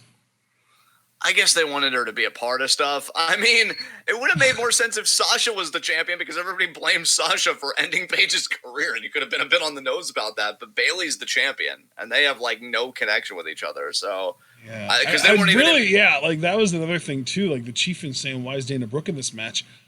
I'm wondering why Dana Brooke and Tamina are in this instead of Carmella and Sonya Deville. Where the fuck has Tamina been, and why is she a part of this? Yeah.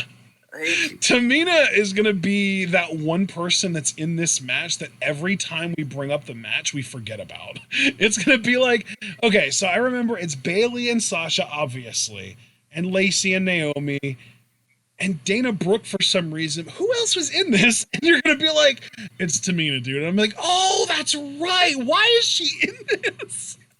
Yeah, because like, I feel like I just gave everybody a 2 weeks early preview of our preview predictions. Yeah, really.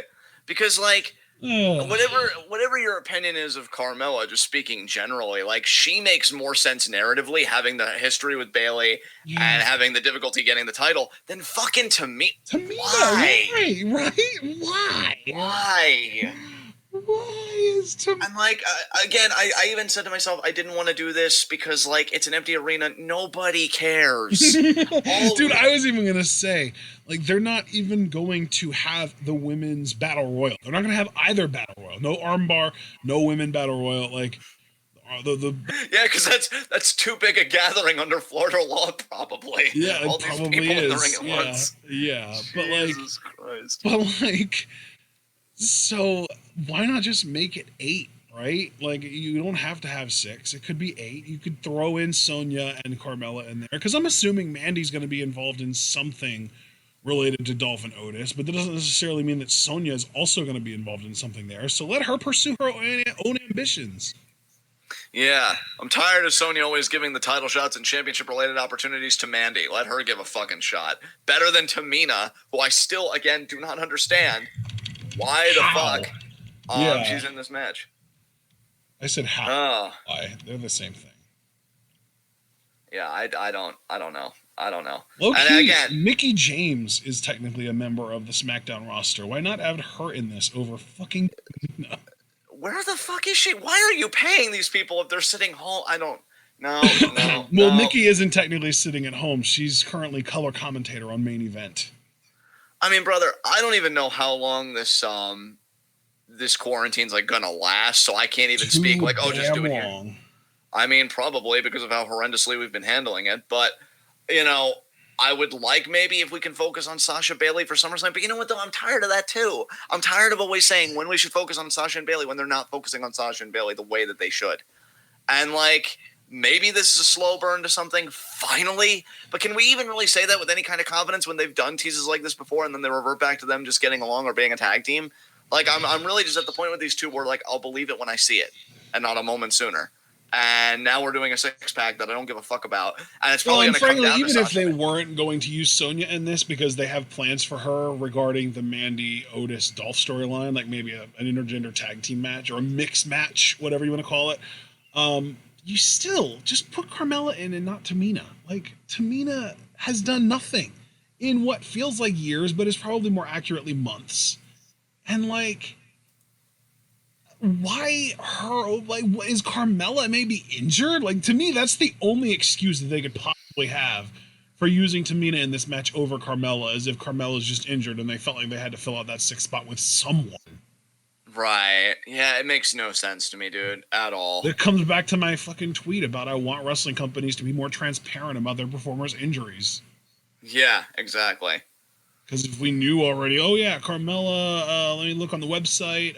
It says here that she has a fractured leg because of something that happened 3 weeks ago, and she's not expected to be back for another month or two. Then I would be like, okay, cool, fine, whatever. Tamina, we'll deal with it. I understand the situation completely. I'm not angry at anyone. But as it is right now, as far as we're concerned, Carmella's perfectly healthy, and they're just being assholes. Yeah. So I guess I'll look forward to it. I'm assuming this match will come down to Sasha and Bayley, and maybe you can do some narrative build from there. But knowing WWE, I could also very readily believe that it comes down to Lacey and Sasha, or Lacey and Bayley, or Naomi and one of those two, and not just Bayley and Sasha fighting each other. So, yeah. We'll see what happens, but that's all I've got to say about it. So what's next? Well, then we got a WrestleMania 30 rewind. They showed the entirety of Bray Wyatt versus John Cena from WrestleMania 30. They showed the entire match beginning to end. And then we got a backstage promo from Alexa Bliss where she challenged Asuka to a one-on-one match next week. So that'll be fun. Yeah, it should be interesting for sure. We got the dirt sheet.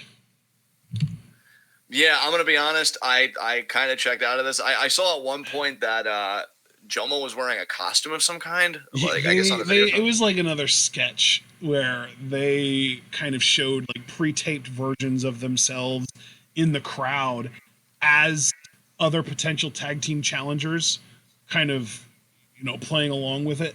They were like, oh man, let me ask. There was another thing where they went to the non-existent crowd. They were like, who in here think, or who does everyone in here think that we should, defend our titles against?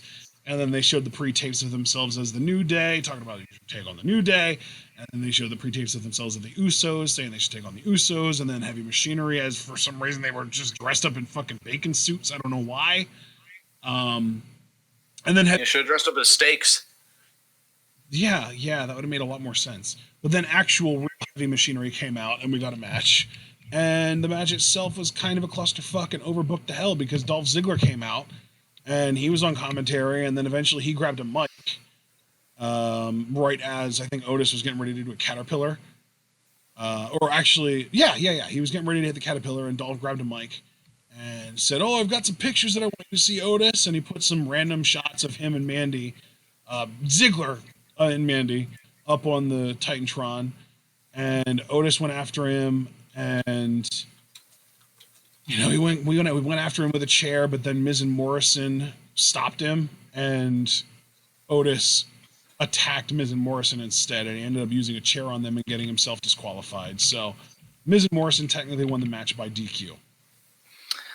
I hope that it isn't an aspect of the storyline, and I'm not saying it's going to be, that Tucker turns on Otis, because he's just getting sick of him being so infatuated with Mandy that it's starting to compromise the team. Because he saw red with Dolph and put himself through the pot and like really just outside the chamber. And then what was I gonna say? And then tonight you even have the moment where Tucker's trying to talk Otis down and say, like, don't do this, we're still in the match, and what have you. And he just did it anyway. So I hope this isn't leading to eventually like Tucker turning on Otis, because I'm really finally starting to like them as a team. Yeah. And it would just really suck if they broke up. I mean, I would be fine, with Otis as singles, but I'm starting to turn a corner with Tucker because of the tag team work, and I don't think I'm ready to see him do singles yet. I'm not ready for that yet. So I hope that doesn't happen. And I'm only putting that out because you see that Tucker's constantly trying to pull, Otis back in, and Otis is just like, but Mandy, and I can just see him getting fed up with the shit. So we'll see what happens. But yeah, Miz and Morrison win. And didn't I hear about a number one contendership match happening? New Day versus Usos. Winner goes to WrestleMania. Is that what they're doing? I didn't catch that. If that is a thing, I don't know anything about it. I think that's happening next week. Since you can't confirm, I'll just say take it with a grain of salt for now until we hear otherwise. Maybe the chat can just confirm it here. But yeah, that's what I thought I heard. And yeah, so good win for Miz and Morrison. Bit of a clusterfuck, but they got the W. I don't care. So, what came after this? Goldberg and Roman contract signing.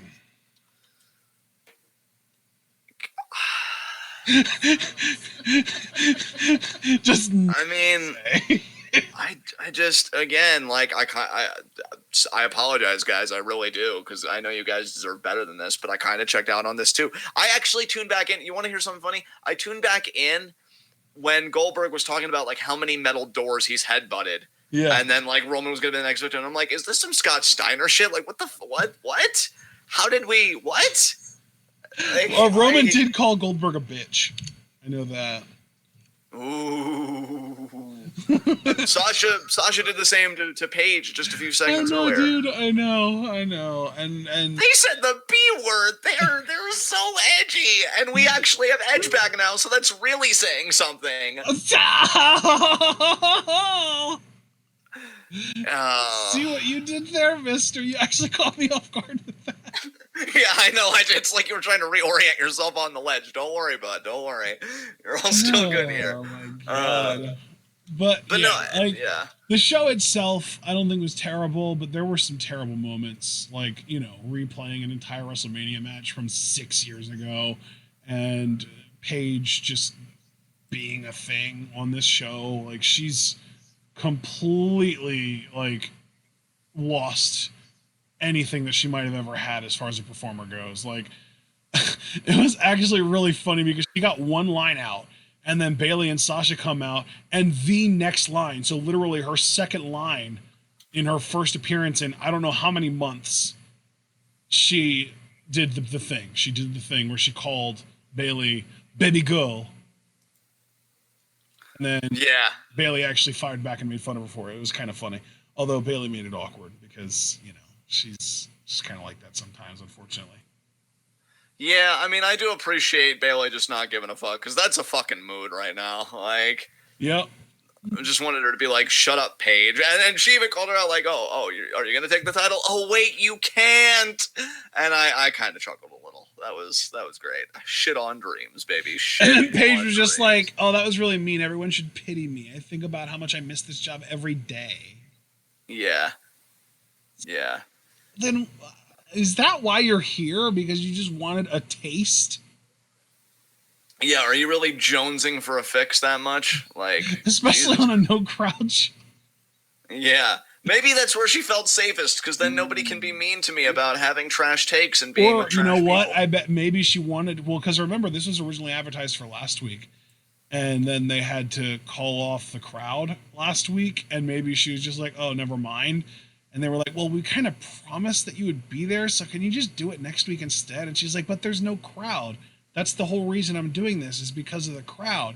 And they're just like, yeah, but we don't want to break this promise. And then they're just like, and hey, we know that you, well, you're you, and we're living in an era right now where everything's being done remotely. It's the remote era. Let's get in on this, right? And you could just teleconference in, do a little promo. It'll just be like you're actually there, but not, and it'll just be better for everybody.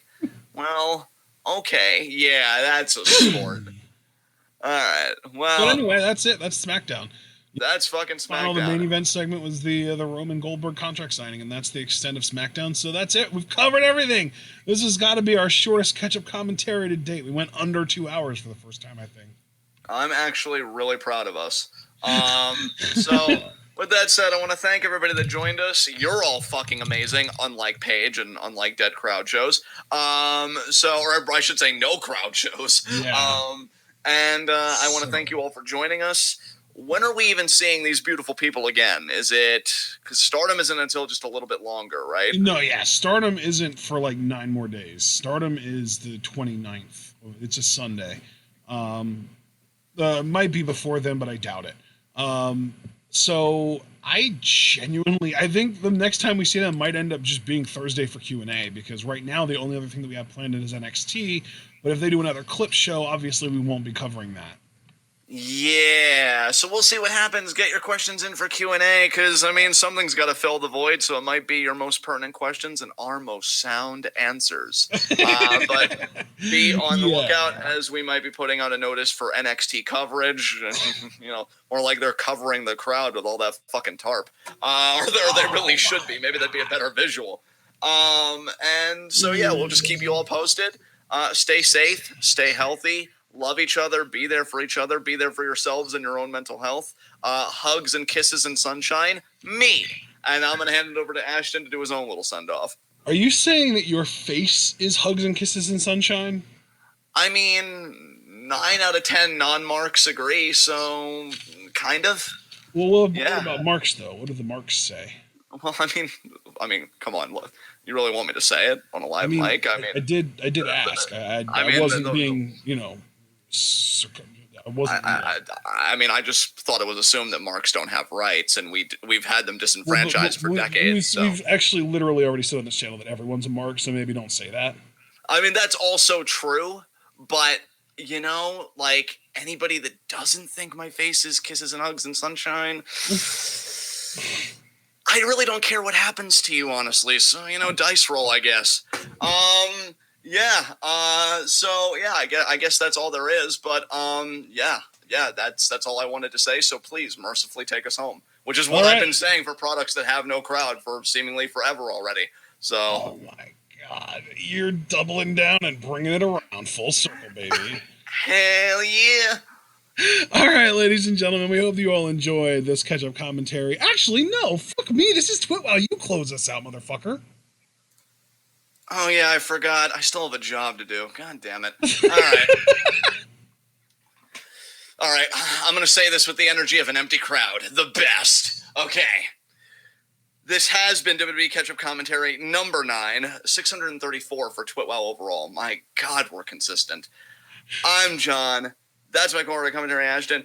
And this is the best wrestling podcast made for wrestling fans, by wrestling fans, on the web today. Guys, be sure to like the video if you haven't already. We have 8 people watching, which is more than arenas lately for WWE. Last one. Be sure to click the bell. I tried to hold it in. I couldn't do it. Yeah, you let it out. You let it all out. My eyes are watering, you fucker. So like the video if you haven't, because we're doing better numbers than WWE right now. Click the bell icon for notifications. Subscribe if you haven't, so you can keep up with all that sweet TWitWoW goodness. And who knows, I actually do have chest nudes on my Twitter. So, like, for my chest nudes and my 4-pack, leave a like.